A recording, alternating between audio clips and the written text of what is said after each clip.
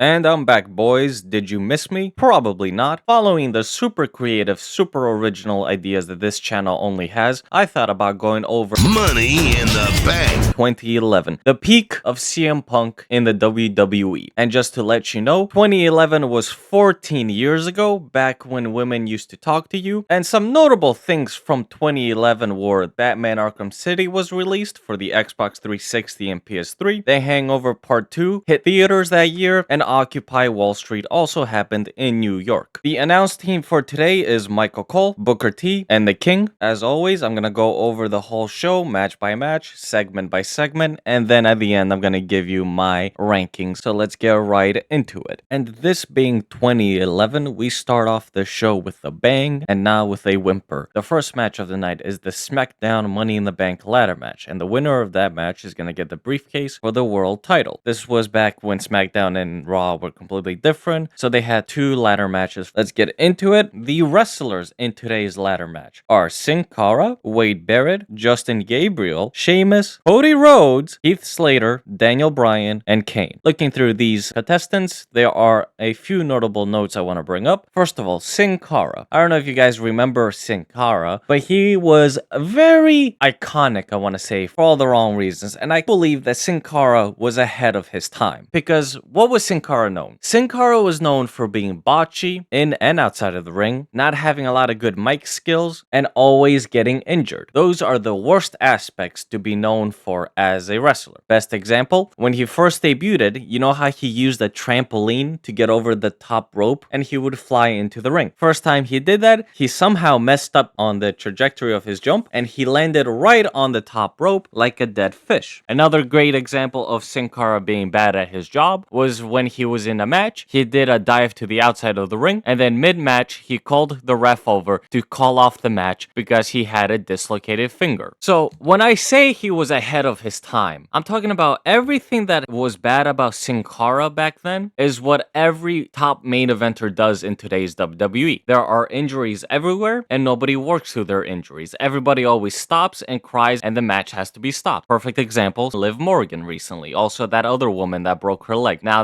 that's a little bit more intense than a dislocated finger. She did break her leg, so fair enough, she can't continue. But Liv Morgan had a dislocated elbow, and you know, back then, they would have continued the match, but now they stopped. Also, botchy. Sin Cara was so botch heavy, not only outside of the ring, but in the ring. He botched every other move, and in today's WWE, if you're botchy, you're the perfect main eventer. Best examples, Cody Rhodes, Io Sky, Rhea Ripley, all botch-filled machines in the ring, but somehow all multi-time champions and main eventers. So he was really ahead of his time. If Sin Cara was in today's WWE, he would have been the world champion at least 5 different times. Sin Cara is the perfect Triple H guy. He's bad in the ring, he's bad outside of the ring, he can't cut a promo to save his life, and he has zero character and zero fan interest in him. He is the perfect star that Triple H loves to push and wants in today's WWE. Moving on from Sin Cara, some other notable people that I wanted to bring up that are in this match. You guys remember Justin Gabriel? Because I sure didn't. At this time, WWE was going through a weird transition era, and they were really pushing for young talent, but a very specific type of young talent. They wanted these high-flying, high-impact dudes to be in the company. And the issue was, like, all of these high flyers that they brought in at the same time all looked the same, all acted the same, all sounded the same, all wrestled the same. They were all the same person. So it was very hard for them to stand out and connect with a crowd when there's 5 of them on the roster. And unfortunately for them, a lot of those wrestlers did not make it. A lot of them were out of the company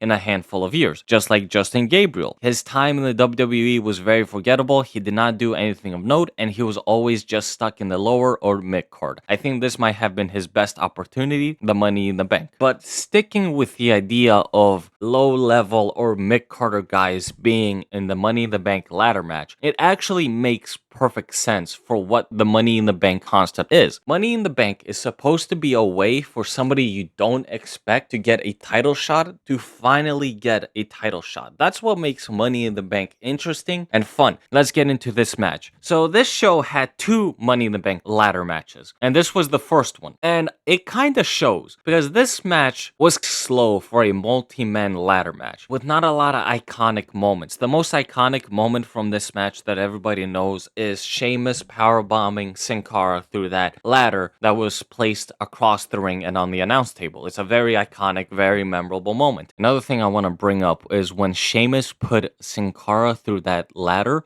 Sin Cara was taken out of the match by the EMTs. There was another moment, but it wasn't as memorable as the Sin Cara powerbomb. Kane chokeslams Sheamus onto a ladder. All I really have to say about this match, it was decent, but it was slow. Daniel Bryan is the one that wins this match, so he is the Money in the Bank holder for SmackDown. If I were to rate this match, I would give it a 3 out of 5. With the conclusion of the SmackDown ladder match, we move on to backstage where we see earlier that day a limousine coming to the show. From that limousine, Vince McMahon comes out and his tag team partner, John. You know exactly what John I'm talking about. Those two are the greatest tag team that has ever existed. They love tag teaming together. Their finishing move is probably the Eiffel Tower allegation, but all I'm saying is they're probably a great tag team together. They probably have seen more of each other than we will ever know. Anyways, this is a aspect of the show that we're gonna be following through the whole night. John and Vince have 2 more appearances on the show, and another appearance is a promo backstage midway through the show before the main event kicks off, where Vince talks about how CM Punk didn't want to sign the contract he gave him and how he just told him to leave, and then they show up again in the main event, but I'll go over that when we get to the main event itself. After the limousine section comes to an end, we move to the second match of the night, which is Kelly Kelly versus Brie Bella for the Divas Championship. It was a piss break match and very bad. The first move that Kelly Kelly did to Brie Bella was botched, so that's all you need to know. Kelly Kelly picks up the win and remains as Divas Champion, 1 out of 5 stars. With the Divas match coming to an end, we had our one and very short ad during this show. And this is one of the great aspects about rewatching these old WWE shows. There were no ads, it was non-stop action, non-stop match after match after match. Not like in today's WWE, where you get one match and then you get 30 minutes of ads, then you go to 30 minutes of Michael Cole shilling something else to you, and then you go to a match, and then somehow 2 hours have passed with only watching one wrestling match at a WWE show. The flow of the shows back then was so much better compared to the garbage that we have right now. But what is this ad that we have at this show? It is a DVD set. For any of you that doesn't know what a DVD is, a DVD is an ancient old technology that we had to use back then if we wanted to rewatch our favorite shows. We had to go out to a store, buy a physical DVD, and put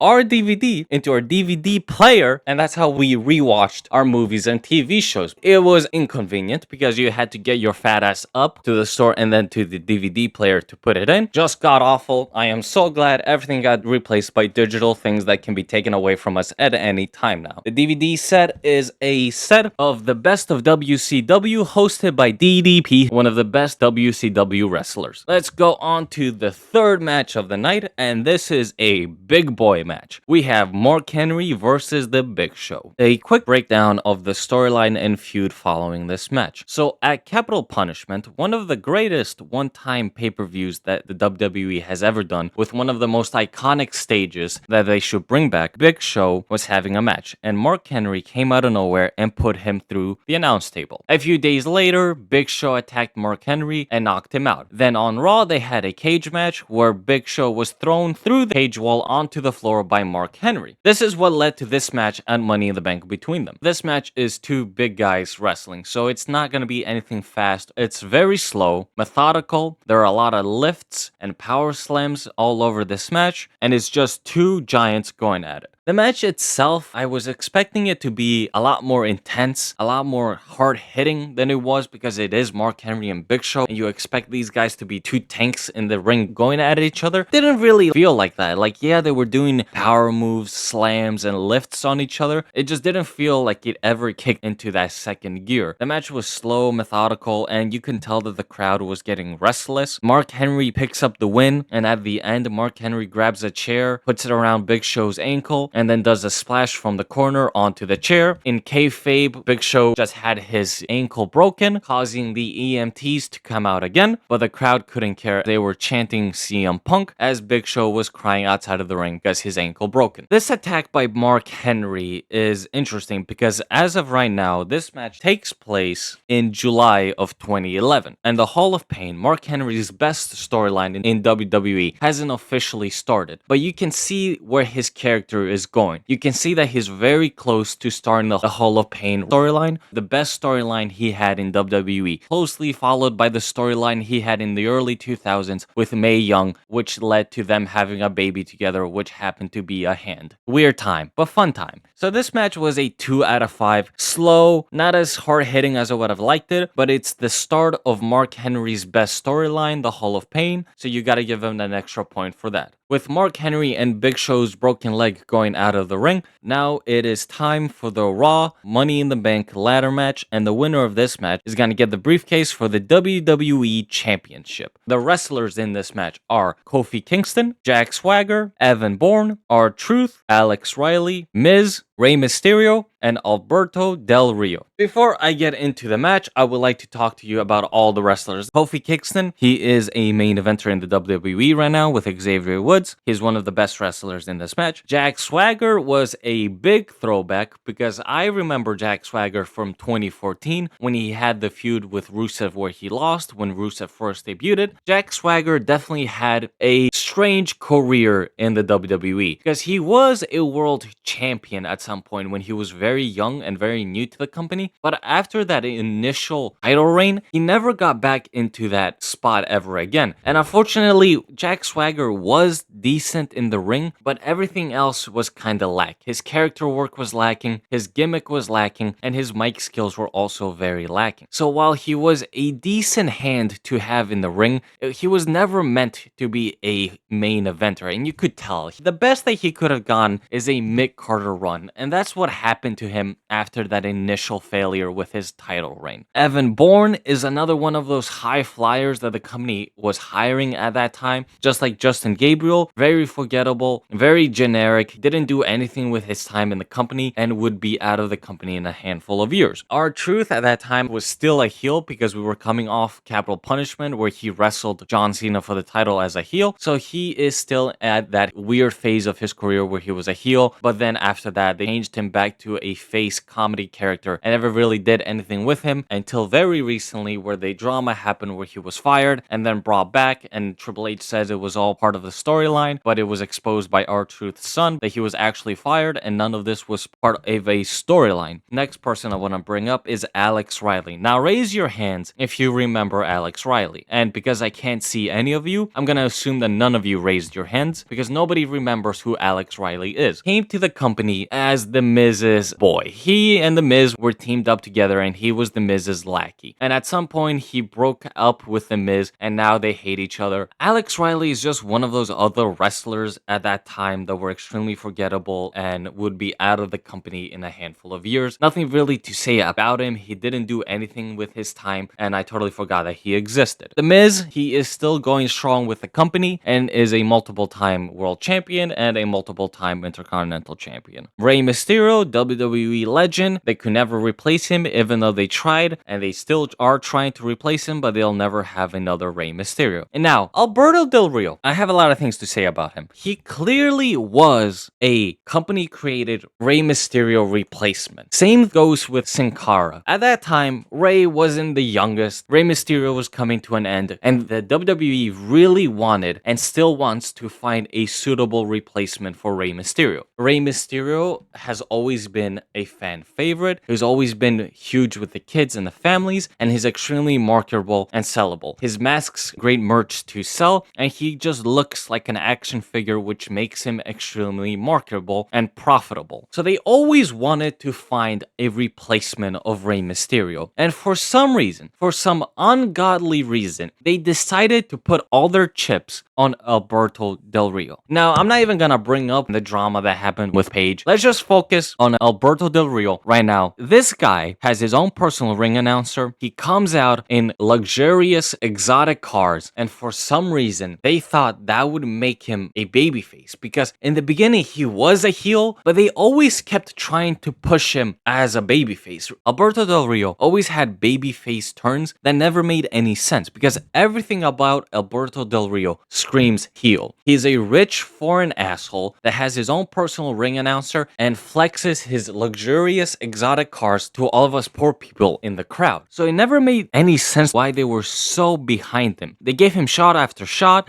They gave him title reigns, they gave him a world title run, they gave him everything. They tried everything in their power to get Alberto Del Rio over and make him viable with the crowd, but it just never happened. And that's because people could tell what the company was trying to do replacement for Rey Mysterio. He was never as charismatic as Rey Mysterio, he was never as cool looking as Rey Mysterio, and he was never as good in the ring as Rey Mysterio, and this guy was supposed to be the next replacement of Rey Mysterio. It just never happened. He never clicked, he never got onto that next level. The company always tried to push him as a main eventer and it always failed. They gave him shot after shot after shot and he always fumbled it. He had everything going for him. He had the company fully behind him, but he just couldn't get the job done. And so it's a very weird time to watch WWE because all of this happened in the future. They're still trying with him, but knowing what we know, knowing what a failure he ended up being, seeing him being given all these moments, being granted everything in the company, really makes you realize how hard they wanted this guy to be something and how hard he failed. So enough of me talking about Del Rio and how he failed. Let's go into the match. This match is the second and final ladder match of the night, and it was a lot better than the first one. This match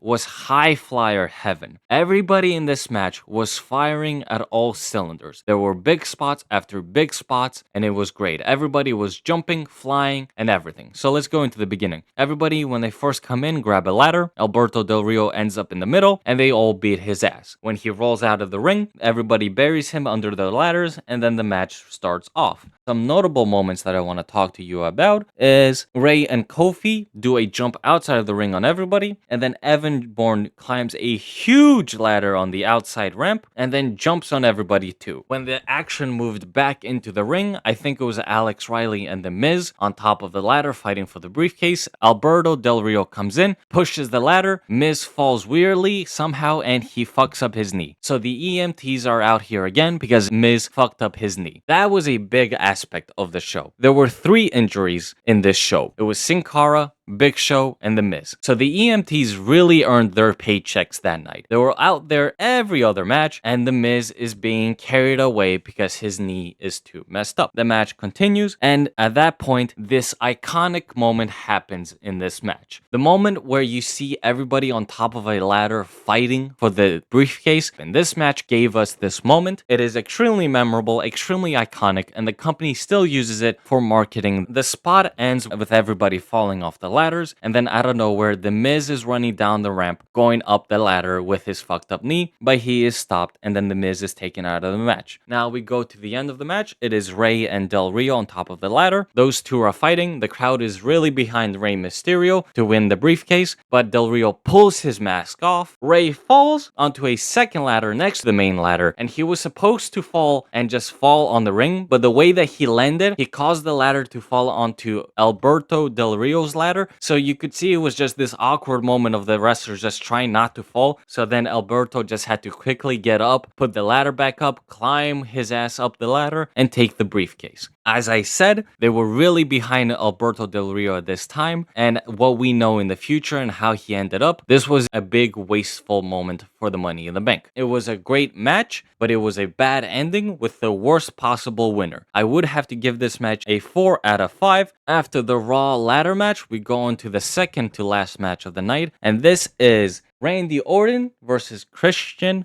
for the world title.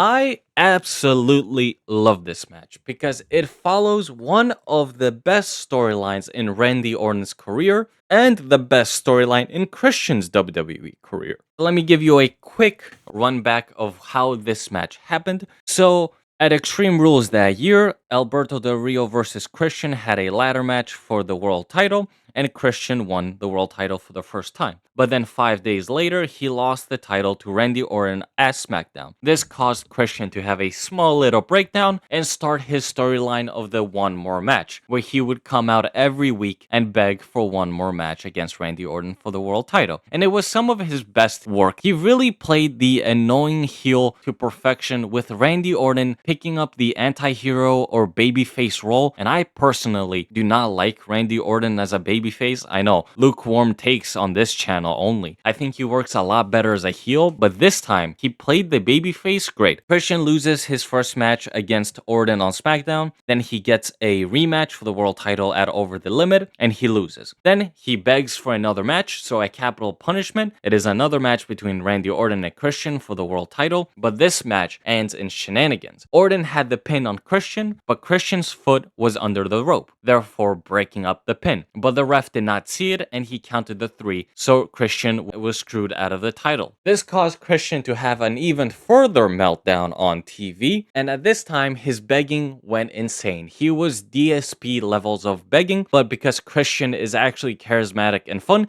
he could pull it off, unlike DSP. So at that time, his excuse was that the bad ref caused him to lose the match. So he got his lawyers involved, he got a new contract for Money in the Bank, and the new contract said if Randy Orton gets DQ'd, or if a bad call is involved with the ending of this match, the belt will automatically go to Christian. Randy Orton has to win this match cleanly with no shenanigans. So the story of this match is Christian trying to do everything in his power to get a quick pin, while Randy Orton is just enjoying beating his ass. In the match itself, Randy Orton always has the upper hand, attacking him, taking his sweet time, and anytime Christian gets the upper hand, he's always doing 1 or 2 moves and then quickly goes for a pin that Randy Orton keeps kicking out. So this is the whole story of the match. Randy is enjoying and having fun killing Christian. Christian is trying to get the W as quickly as possible. At the end of the match, Christian is at the corner, he can't get the job done, and as Randy Orton is approaching him, Christian spits at Randy Orton's face, and you know how Randy Orton is with those anger issues. He sees red and absolutely destroys Christian. The ref gets in the middle trying to separate them, but Randy Orton is just seeing red, and then he kicks poor Christian at the old family jewels and gets himself DQ'd. Therefore, Christian wins the world title with a disqualification. But Randy Orton gets the last laugh, because not even 2 seconds after the bell ring, Randy Orton follows Christian outside the ring and proceeds to destroy poor Christian. He does an RKO on the Spanish announce table. The table does not break, but Christian broke. And then Randy Orton's walking away, the crowd is cheering him, and then he turns around, goes back, looks around, makes a funny face. The crowd is growing crazy, begging him to kill Christian one more time, and then gives Christian a second RKO on the Spanish announce table. This match will continue their storyline. At that time, when Christian holds the belt, he's gonna try to do everything in his power to make sure Randy Orton cannot get his title shot. He keeps dodging Randy Orton, he keeps getting himself disqualified, or trying to get Randy Orton to disqualify himself so Randy Orton cannot take the world title from him. And this storyline ends at SummerSlam in a no holds barred, where Randy Orton wins, beats Christian, and brings an end to this great storyline. I would have to give this match a 5 out of 5. It was a really good match. These two were really firing on all cylinders at this time, and it is one of the best storylines in WWE history. And now it's time for the main event: John Cena versus CM Punk for the WWE Championship. This is the peak of CM Punk in WWE. This is the greatest storyline that CM Punk has ever been involved in with WWE, and it shows. This storyline was goated. This was one of the best storylines that the WWE has ever made. The pipe bomb which started this storyline is still talked about to this day. So let me get into the match, and then I'm gonna talk to you about the storyline and what happened after this match. So it is John Cena versus CM Punk, and this crowd is electric. When CM Punk comes out, the roof explodes from the arena.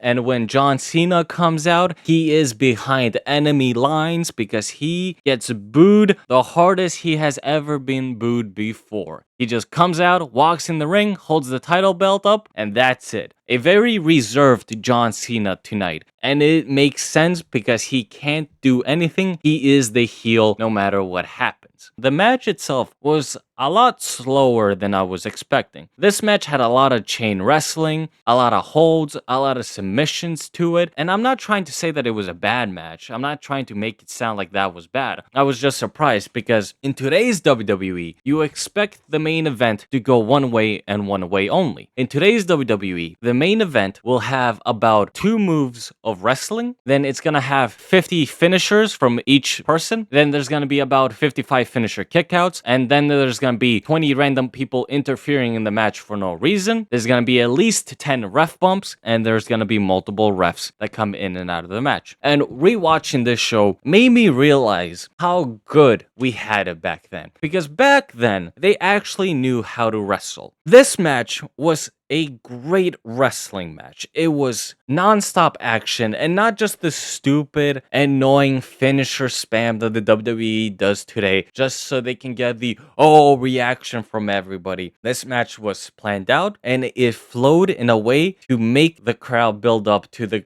reaction that it had at the end. So let me talk to you about this submission and the holds. This match had reversal after reversal from each guy's finisher. Each guy always tried to get their finisher going, but the other guy always reversed it, and it was great. It didn't lower the power of the finisher, and it didn't give the crowd what it wanted. It made the crowd wait for what they wanted, and that was to see a finisher hit. Every finisher was always reversed in a unique way. The most finishers that you got was John Cena's STF lock. John Cena locked in the STF about 3 different times, and that's the tool they were using to get the crowd invested in their match. They were always putting Punk in a submission, see if he would tap out, so they could get the crowd on the edge of their seat. But Punk always found a way to get out. At one point, he was in the STF lock, I want to say for the 3rd time. He somehow got out of it and managed to reverse it into his own submission chain, which was the first time I think he got John Cena into a submission. And during this match, everything that Punk did was cheered. Everything that Cena did was booed. And it was booed a lot. And it was great. Some matches are made from the crowd. One of the best examples is the Rock and Hogan match at WrestleMania. While the match itself was good, it went from a good to a great match because of the crowd. That crowd was electric for that match between The Rock and Hulk Hogan. And this match is exactly what the people wanted. This is a competitive, fun match that you don't get in WWE anymore because it's just finisher spam after finisher spam. So let me talk to you about how the ending of this match happens. John Cena puts Punk in another submission, but Punk manages to get out, hits a go to sleep for the first time, but John Cena falls out of the ring, so Punk cannot pin him. Punk picks him up and throws him back into the ring, and then Vince McMahon and John, the bad John, comes out. There was a little bit more wrestling in the ring, and then John Cena gets another STF on Punk. They try to remake Montreal's Screwjob. Vince McMahon is calling for the bell to be rung as John Cena has Punk in a submission, and John L is running down to go make sure the bell rings. But John Cena stops his submission, comes out, and punches John right in his face. And the one time that Cena punched John in his face is the only time the crowd cheered for anything that Cena did. And knowing what we know now, and all the allegations, and all the rumors that have come out about this guy, I feel like that punch was well deserved. Even back then, he was a total dick. He had the people power gimmick on TV, and nobody liked him. And now that we know what he might or might not have done in his private life, it is well deserved. So following the punch, John Cena goes to Vince, and he tells him not like that. He goes back into the ring, and CM Punk capitalizes. Grabs him, puts him on his shoulder, hits a go to sleep. 1, 2, 3. The crowd explodes, and CM Punk has won the WWE title with his contract coming to an end in an hour and 30 minutes. This was the best ending we could have got. This was the only viable ending we could have gone for this match. This match was great. It had a great build-up with CM Punk's pipe bomb, Vince McMahon suspending Punk, and then John Cena asking for Punk to be reinstated, Vince McMahon reinstating Punk for this match, but then throwing speculation that if John Cena loses, he's fired from the company. And if Punk wins, he gets what he wants. He gets the WWE title, and then he gets to stick it to Vince McMahon and the company that he hates, and they gave it to us. It was perfect. The way this match ended was amazing. And after the match ends, CM Punk is in the ring celebrating his victory, and Vince McMahon gets on the headset and calls for Alberto Del Rio to come out. He just won the Money in the Bank, so he wants him to cash in. Del Rio comes out, he goes into the ring, and he gets kicked in his face by Punk. Punk goes out of the ring, jumps the barricade, gives that kiss to Vince McMahon, and then he runs through the crowd with everybody losing their mind because CM Punk is the WWE champion and is leaving the company in an hour. So the match itself was a 5 out of 5. It had a great build-up, it had a great wrestling match, it had a great ending. Now let me tell you about what happened after that moment. So the story was, when Punk won the title, his contract was ending, and he was leaving the company with the title, and he was gonna take it to ROH or whatever and defend it there. So what happened? Did any of that happen? Well, no. I want to say a week after Money in the Bank, they had a tournament for the new WWE champion. Rey Mysterio won the tournament, so he was the champion, and then for some reason, he had to defend his title against John Cena that night, and Cena won. Lol, Cena wins. As Cena is celebrating, the unthinkable happens. After 1 or 2 weeks, CM Punk returns for no reason. This was the first fumble they did with this storyline. They really should have Punk stay off TV for a couple of months. Built up the idea that Punk is gone and we don't know where he's gonna end up. But no, they couldn't even wait a month. They brought him back 1 or 2 weeks after his Money in the Bank exit. So now there is a problem. There's 2 people with a WWE championship, and they're both saying they are the rightful champion. So what must happen? A unification match is what must happen, and in that unification match, CM Punk wins. But do not get too excited, because this storyline is gonna go from bad to worse. Because at that match, Triple H was the special guest referee. And no, it wasn't Triple H that stuck his nose in a storyline that didn't need him that ruined the storyline. No. For some reason, for some ungodly, unexplained reason, somebody thought that it'd be a great idea to have Kevin Nash attack CM Punk. When you have Kevin Nash in a storyline, you know that storyline is dead. It's officially dead. The Summer of Punk is the biggest fumble in company history. And I'm not even a fan of Punk like that. I don't think he's that good. And I always thought he was overhyped. But even I can tell when you have something this good, you make it last. But no, they killed it. And they killed it with Kevin Nash. The Summer of Punk was not even the Summer of Punk. Anytime you have Kevin Nash and Alberto Del Rio in the same storyline, it's over. It's over. You can't do anything. You can't save it. I'm sorry to say. It's dead. And the Summer of Punk is the biggest fumble they had. They never really went all in on Punk. Even with this was the biggest time they went all in on him, and it was taken away from us a week afterwards. He couldn't even stay home for like 2 months. 2 months is nothing. Roman Reigns sits at home for like 6 months out of a year, and they couldn't give Punk 2 months. They had to bring him back weeks after his wonderful Money in the Bank victory. He didn't do anything he said he was gonna do. He didn't take the WWE title anywhere. He didn't even make us think that he was gonna take the WWE title to any other company because he came back immediately. It was such a fumble. It was such a waste. It makes no sense. Was it really that hard for the company just to let Punk sit at home for 2 months? Why did they bring him back so early? Why did they fumble this storyline so hard? Why did they bring Kevin Nash into this storyline? It made no sense. Someone backstage really did not want this storyline to succeed. But you know what they say, the past is the past, you cannot change it. What do I think about the show as a whole? The show as a whole is a very good show. If I had to rate it, I would give it a 5 out of 5. Not only because it had that great ladder match, but also Christian and Randy Orton had a great match, and the main event too delivered above and beyond. So yeah, thank you all for watching. See you all next time.